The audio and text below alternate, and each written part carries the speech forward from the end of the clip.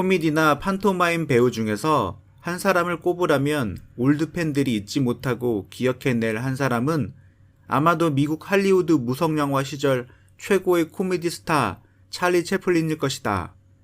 통렬한 사회 비판과 슬픔의 정서가 가득 배어있는 우스꽝스런 그의 코미디는 사실 마임극에서 비롯된 것으로 판토마임 기술을 익힌 채플린은 헐렁한 바지에 지팡이를 휘두르는 독특한 불황자 인물을 연기해 전세계 관객들로부터 열렬한 사랑을 받았던 인물이다.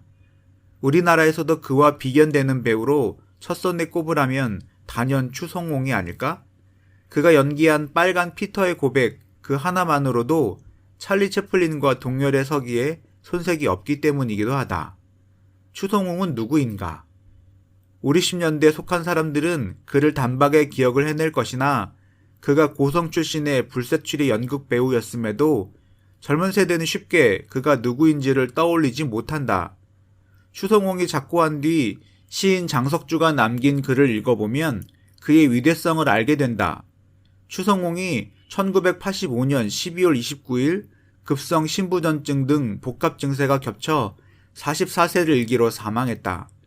1941년 경남 고성에서 태어난 추성홍은 친구들에게 사팔뜨기라 따돌림을 받으며 상처투성이로 성장기를 보냈다.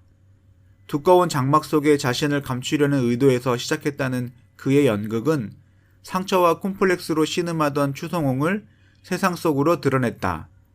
중앙대 연영과에 입학한 그는 교실에서 커튼을 뜯어 덮고 자면서 악전고투, 경상도 사투리와 사시라는 콤플렉스를 극복했다. 1959년 말론 브랜더와 같은 배우가 되기 위해 추성홍은 중앙대학교 물리대 연극영화과에 입학했다. 입학 동기 중에 박근영, 최정훈, 맥만재 등이 끼어 있었다.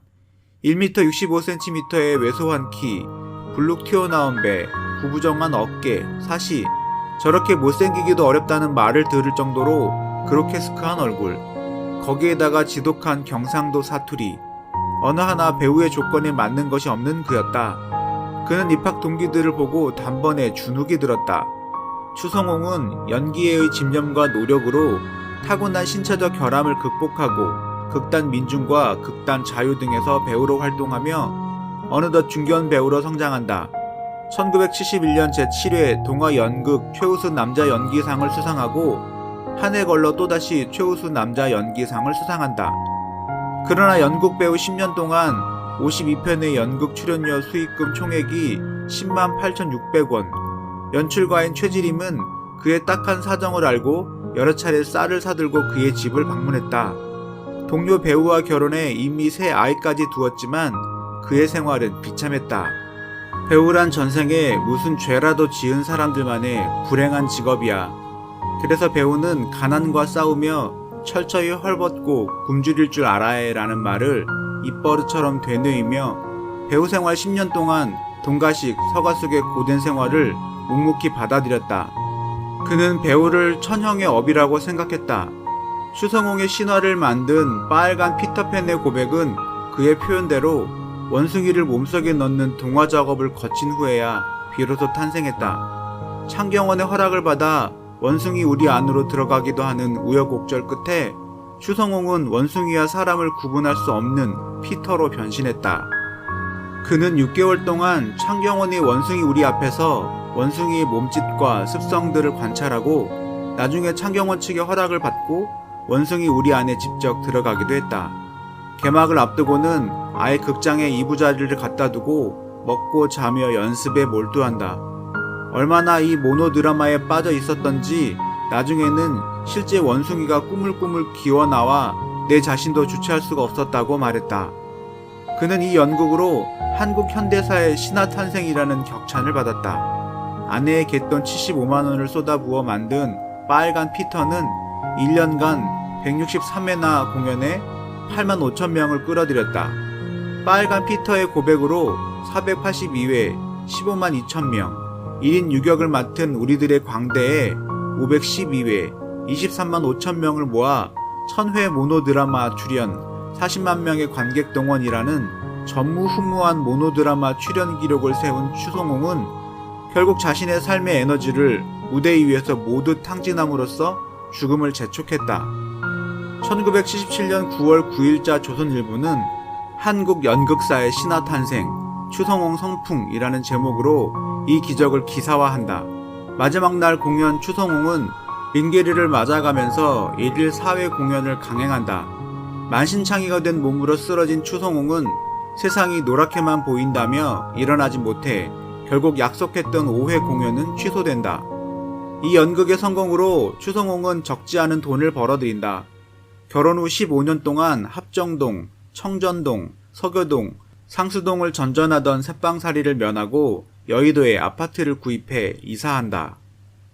그 이후 추성홍의 연극은 거의 모두 상업적으로 성공을 거둔다. 이듬해 10월 26일 명동 코리아 극장에서 공연된 우리 집 식구는 아무도 못 말려에서는 2회 공연 수익금 100만 원을 받는다. 이른바 극장이나 극단에서 예술적 업적이나 대중적인 인기가 높은 연극 배우나 희곡 작가에게 하루 공연 수익금 전액을 지급하는 시해 공연, 베네핏 퍼포먼스의 첫 수혜자가 된 것이다.